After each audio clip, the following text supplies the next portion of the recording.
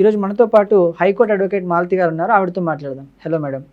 Final గా బెంగాల్కి పట్టిన దరిద్రం వదిలిపోయింది, పెద్ద దరిద్రం వదిలిపోయింది, శని విరగడైంది ఏదేదో చెప్తున్నారు. బట్ అప్పుడు ఏదైతే బెంగాల్లో జరిగిందో మళ్ళీ ఇంకో పార్టీ అక్కడ గెలిచిన తర్వాత కూడా వీళ్ళు వెళ్ళి ఆ పార్టీ యొక్క హౌస్ ని డ్యామేజ్ చేయడం, దాన్ని పగలగొట్టడం, రోడ్లు ధ్వంసం చేయడం, ఇవన్నీ చేస్తున్నారు. మరి ఇంకెక్కడ డిఫరెన్స్ ఉంది ఆ పార్టీకి ఈ పార్టీకి అనేది ఒక క్వశ్చన్ మార్క్. నాకైతే ఏం తప్ప అనిపిస్తలేదు టు బి హానెస్ట్. ఎందుకు చెప్పాలా, కొన్ని ఏళ్ళ ఫ్రస్ట్రేషన్ అది. కొన్ని ఈ పాస్ట్ 2-3 years నుంచి కొంచెం ఇంటర్నెట్ అంతా బయటికి న్యూస్ రావడం వల్ల కొన్ని తెలుస్తున్నాయి. బట్ కొన్ని ఇయర్స్ నుండి హిందూస్ అక్కడ సఫర్ అవుతున్నారు. ఇప్పుడు రీసెంట్ గా చూస్తే ఒక డాక్టర్ ని ఎలా చంపారో, రేప్ చేసి ఇప్పుడు వాళ్ళ మదర్ గెలిచింది.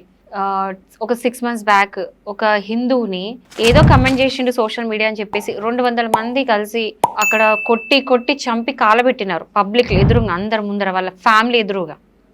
అలాంటి చూసుకుంటే వేల ఇన్సిడెంట్స్ ఉన్నాయి. ఎవరో ఎందుకండి, ఇప్పుడు నేను ఒక రెస్టారెంట్కి వెళ్ళినప్పుడు అక్కడ ఒక పర్సన్ పనిచేస్తున్నాడు, అతను అదే స్టేట్ నుంచి వచ్చిన ఆయన. అతను ఏం చెప్పిండు తెలుసా, అక్కడ ఉన్న ఆడవాళ్ళు ఎవరు కూడా సేఫ్ లేరు. మా ఆడవాళ్ళు, మా అమ్మ కూడా సేఫ్ లేదు. అంటే వాళ్ళ అమ్మ అంటే ఏజ్ ఉంటది, మా అమ్మ కూడా సేఫ్ లేదు అక్కడ.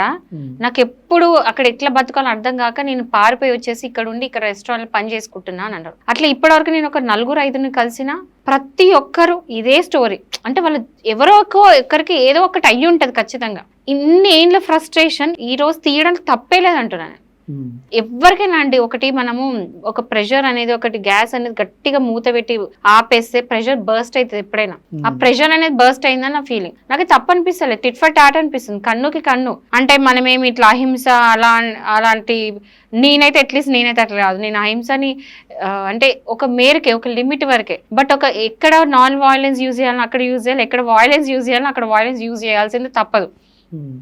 సో వాళ్ళందరూ పోయి మనుషులను కొట్టలేదు కదా, వెళ్ళి వాళ్ళ ప్రాపర్టీస్ అంటే డ్యామేజ్ చేసి, nothing wrong in it. Frustration ఈ విధంగానే బయటకు వస్తుంది. అండ్ దే షుడ్ నో, అంటే హిందువులతో పెట్టుకుంటే ఎలా ఉంటది అనేది ఇక్కడ క్లియర్ గా ఒక ప్రైమ్ ఎగ్జాంపుల్. అంటే ఇక్కడ పార్టీ చూడకుండా, రాజకీయం చూడకుండా వై హిందూ ముస్లిం చూస్తున్నారు? Because we didn't start it. ఎవరు హిందూస్ అనేది స్టార్ట్ చేయలేదు, ఇక్కడ హిందూ స్టార్ట్ చేశారా. అక్కడ పార్టీ అనేది కాకుండా హిందూ వర్సెస్ ముస్లిమ్స్ అయిపోయింది. అంటే ఒక హిందూ ఉండకూడదు, హిందూ కంప్లీట్ ఒక ముస్లిం కన్వర్ట్ కావాలి.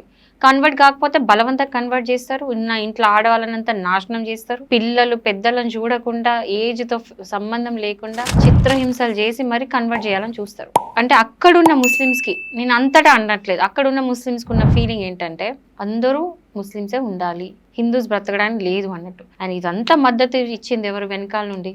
Mamata Banerjee. Being a lady, ఒక ఉమెన్ అయి ఉండి ఆమె ఇచ్చిన స్టేట్మెంట్స్ ఎలా ఉన్నాయి ఈ మధ్య కాలంలో, ఎలా ఇచ్చింది స్టేట్మెంట్స్. ఆవిడని రేప్ చేస్తే అక్కడ రేప్ జరిగిందని మాట్లాడలేదు, ఆమె కూడా కోఆపరేట్ చేసింది అన్నట్టు మాట్లాడింది. అంటే ఆమె ఒక ఉమెన్ అయి ఉండి ఇంకో ఉమెన్ గురించి అంత గలీజ్ గా మాట్లాడినప్పుడు ఆమెకు రెస్పెక్ట్ ఇవ్వాల్సిన అవసరం లేదు. సో ఇక్కడ ఏమైందంటే, ఇప్పుడు నేను దేశవ్యాప్తంగా మాట్లాడట్లేదు, but only if you're talking about west Bengal, okay, అక్కడ ఇదైతే ఆ ఫీలింగ్ అనేది వచ్చేసింది. అండ్ మీరు ఇప్పుడు చూస్తే గెలిచాక ఒక ఆయన ఒక 2 years బ్యాక్ కాషాయం రంగు ఒక డ్రెస్ వేసుకొని నించోని జెండా పట్టుకొని ఉంటే గవర్నమెంట్ తరఫున అఫీషియల్స్ వెళ్ళి మొత్తం వాటర్ పంపింగ్ చేసిండు అక్కడ నించోకుండా హౌరా బ్రిడ్జ్ మీద.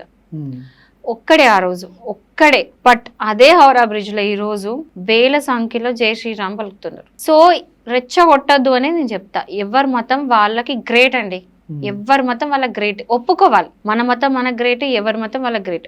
కానీ నా మతమే గ్రేట్ అనడం తప్పు.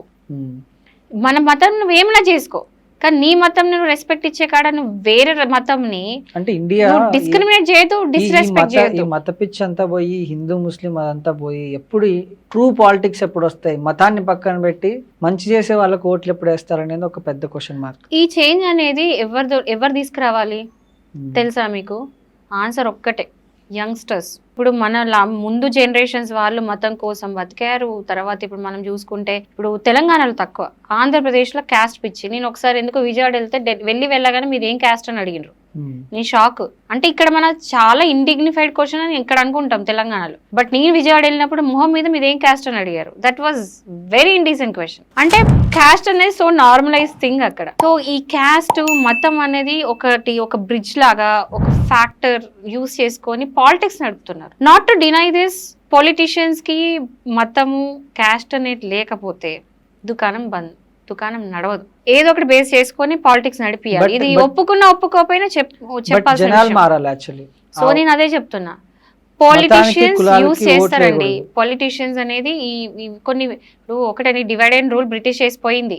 డివైడ్ అండ్ రూల్ ఏంటంటే అందరిని డివైడ్ చేసి ఏదో ఒక బేసిస్ మీద డివైడ్ చేసుకుంటూ పోతే రూల్ చేయడం ఈజీ అని బ్రిటిష్ అనుకుందే మన వాళ్ళు చేస్తున్నారు. క్యాస్ట్ రూపంలో, రిలీజియన్ రూపంలో, ఏదో ఒక రూపంలో డివైడ్ చేసుకుంటా ప్రజలను డివైడ్ చేసుకుంటా వీళ్ళు మీరు కొట్లాడుకోండి అని చెప్పేసి వాళ్ళని పబ్లిక్లో వదిలేసి వీళ్ళు హాయిగా ప్రశాంతంగా ఏ క్వశ్చన్స్ వేయకుండా ప్రశాంతంగా కూర్చుంటారు, తమాషా చూసుకుంటా. పబ్లిక్ మాత్రం కొట్టుకొని చేస్తారు. ఓకే, సొసైటీకి ఏం మంచి అవుతుంది? ఎవరైతే ఇప్పుడు పాలిటిక్స్ గెలిచేటప్పుడు ఎలక్షన్స్లో ఏదైతే ప్రామిసెస్ చేసిండ్రో ఎవడండి చేస్తున్నాడు? సగం కూడా చేయడు. ఏ పొలిటీషియన్ ప్రామిస్ ఏదైతే ఎలక్షన్స్ ముందు చెప్తాడో ఎజెండాలో అది గెలిచిన తర్వాత సగం కూడా చేయరు. ఎందుకంటే మనం కొట్టుకోవడం సరిపోతుంది కదా. ఎవరు క్వశ్చన్ చేస్తున్నారు? ఇవే సరిపోతున్నాయి మనకి. సో పొలిటీషియన్స్ మారాల్సింది యంగ్స్టర్స్. పాత జనరేషన్స్ మనం కింద మీద పడినా మనం చేంజ్ చేయలేం. అవన్నీ పిచ్చి అనేది పోదు. అందరిని అంటలేని కొంతమంది, బట్ అట్లీస్ట్ యంగ్స్టర్స్ చేంజ్ కావాలి. సో పాలిటిక్స్ అనేది కంప్లీట్లీ యంగ్స్టర్స్ చేతుల్లో ఉందని నా ఫీలింగ్. ఎందుకంటే రీసెంట్గా ఇప్పుడు నేపాల్ ప్రైమ్ మినిస్టర్ చూసుకుందాం, Balen Shah. Is a Gen Z leader. అంటే ఒక ర్యాపర్, ఒక musician, what not, multi talented. అతన్ని ఇన్ఫ్లుయెన్స్ చేసింది ఏంటి? అక్కడ అయ్యే కరప్షన్కి అగెయిన్స్ట్గా ఫస్ట్ స్టార్ట్ చేస్తూ అతని ఫైట్ ఒక పిఎంకి అయ్యే లెవెల్కి తీసుకెళ్ళింది. సో ఇది ఒక మనకి ఎగ్జాంపుల్. పాలిటిక్స్ అనేది కంప్లీట్లీ ఏంటంటే యంగ్స్టర్స్ చేతిలో ఉంది. సో యంగ్స్టర్స్ చేంజ్ అయినప్పుడు మేబీ పాలిటిక్స్లో చేంజ్ అయితే ఇవన్నీ కూడా చేంజ్ అవుతాయి.